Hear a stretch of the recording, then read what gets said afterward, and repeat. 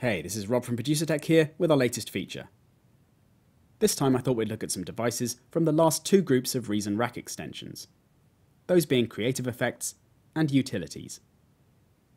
The Creative Effects group has some really cool and interesting rack units that provide some highly desirable processing to instruments and audio tracks.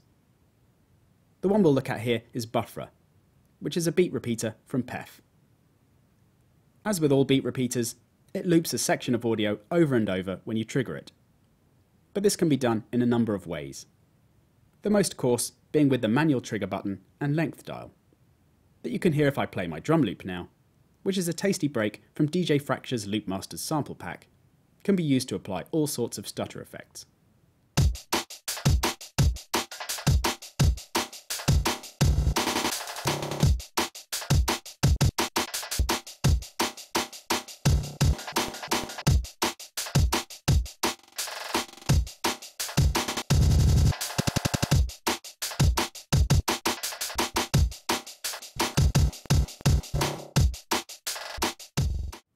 So I said this was the most coarse way because an easier way is with a MIDI keyboard, or the on-screen piano keys, which have been assigned to different lengths already, so you just need to press a key to change the loop length.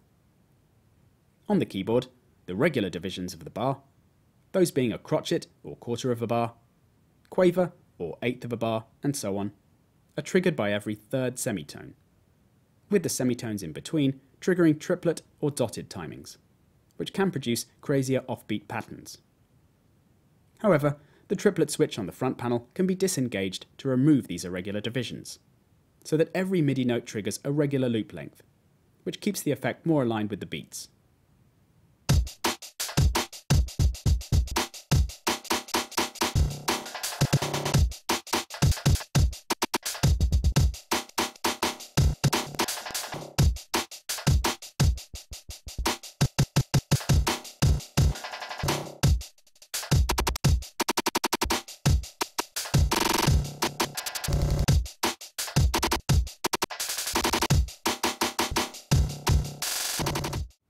One thing that makes this effect particularly cool is the ability to customize the audio that is repeated, not just in terms of length, but also direction and position in the signal. In addition to there being past and current modes, with past looping the segment that's just played, so allowing for lazier triggering, and current triggering the segment that's just about to play, so requires more preemptive triggering. There are also forwards-backwards modes, which mean that the loop cycles one way, then the other.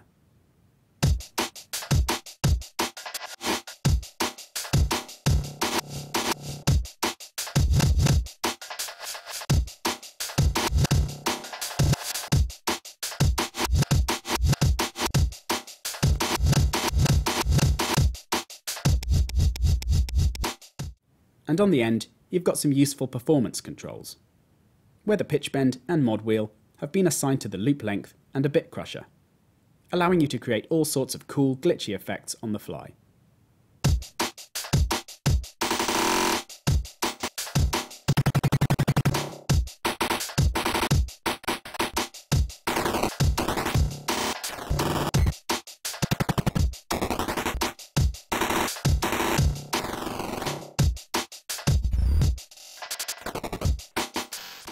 On the back, you've also got plenty of options for external control, with modulation inputs for all the main parameters. So there's lots of potential for creating your own patterns using the matrix sequencer, which I've got a couple of in the rack here, linked up to the pitch of the loop and the bit crusher. Hear what happens when I play a notes clip on the effects track in the sequencer, and then add the matrix patterns on top to make the sound even more mental. I'll also turn up the randomize dial on the effect, which applies some additional start time modulation to the loop to create more of a shuddering effect, and add some stereo width as the left and right channels are modulated slightly differently.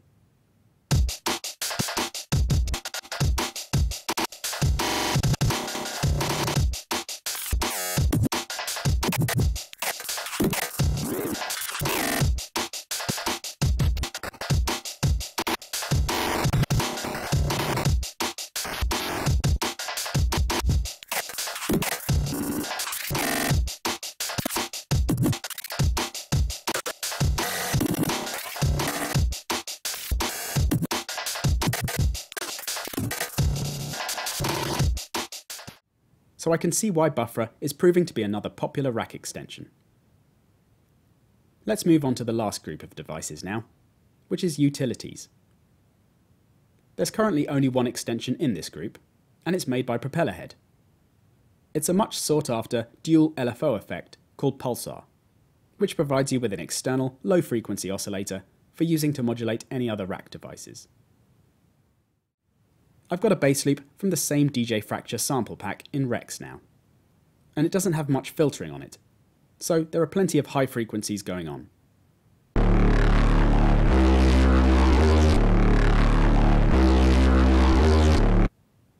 Then I've added another rack extension, which is a nice sounding analog filter called AF4 from Synapse Audio. This has got some tasty drive on it, so I can filter off the top end whilst adding some more distortion.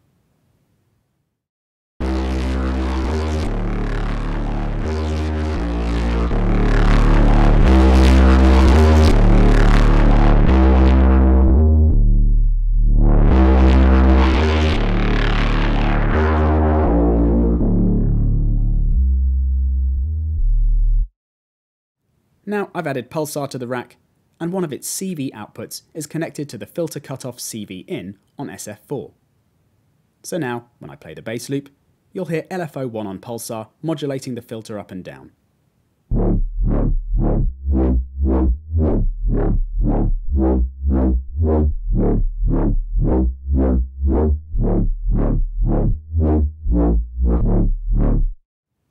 As you'd expect, you've got the usual LFO level and rate controls to set the amount and speed of the modulation, with a waveform select as well, of course, offering all the standard waveform types, as well as some nice stepped options and a cool slope.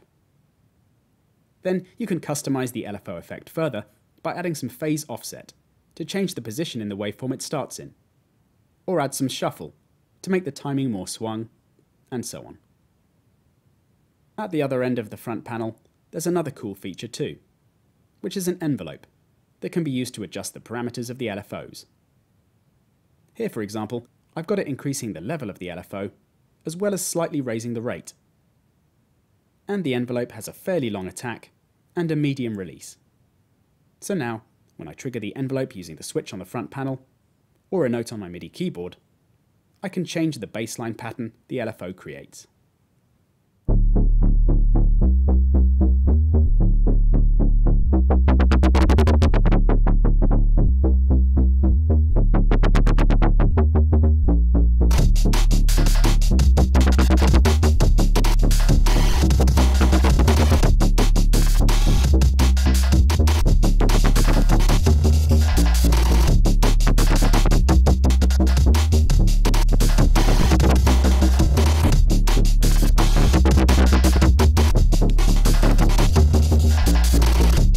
One thing you may have noticed on the back of Pulsar here is that you also have audio outputs for the LFOs.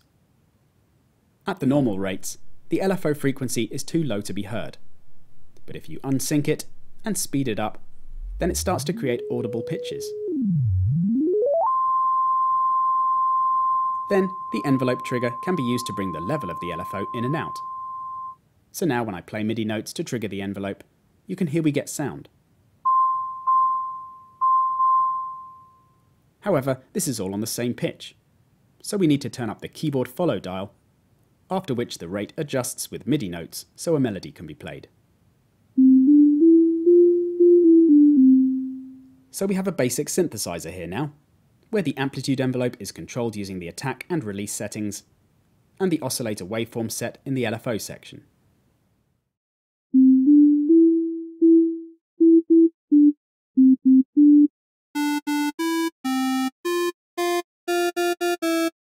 There's a very cool movie on the Propellerheads website explaining all this nicely with diagrams and everything, and demonstrating some other tricks you can do with this setup, such as changing the waveform to a square wave, and then using the shuffle dial to change it into a pulse waveform.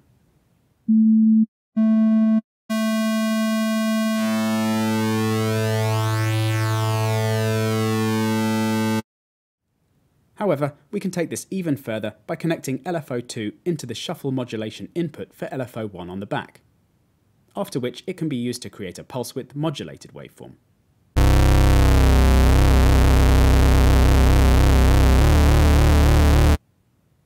Or we could use LFO2 to modulate the rate of LFO1 to create a basic FM synth.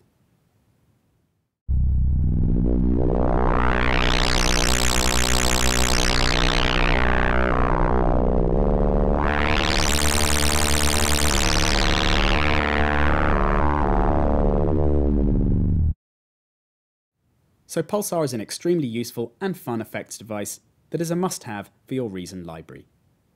Plus, it's free till October, so grab it while you can.